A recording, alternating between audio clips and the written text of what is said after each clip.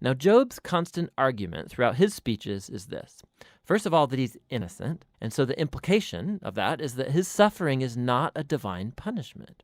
Now, we know from the prologue both of these things are true. Remember, God himself said, Job is righteous and blameless. And so Job concludes his argument by accusing God. God either doesn't run the world according to justice, or even worse, God himself is simply unjust. The friends, on the other hand, they beg to differ. Their argument is that God is just, the implication being that God always runs the world according to justice in this way, and so they conclude by accusing not God, but Job.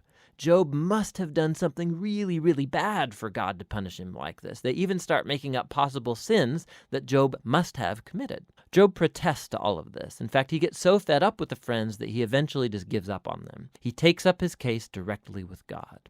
Now, something to be aware of is that Job, he's on an emotional roller coaster in these poems. He used to think that God is just, but now he can't reconcile that with his suffering. And so in some outbursts, Job, he'll accuse God of being a bully. Once he even declares that God has orchestrated all the injustice in the world. But the moment he utters that thought, he's terrified of it because he wants to hope and believe that God is truly just. Job is all over the place in this section. And so he makes one last statement of his innocence, and then he demands that God show up personally to explain himself. Now, it's at this point that a surprise friend shows up, Elihu the Buzite. Now, he's not an Israelite, but he does have a Hebrew name. And Elihu, he has the same assumption as Job and the friends. He argues that God is just, and that implies that God always operates the universe according to justice.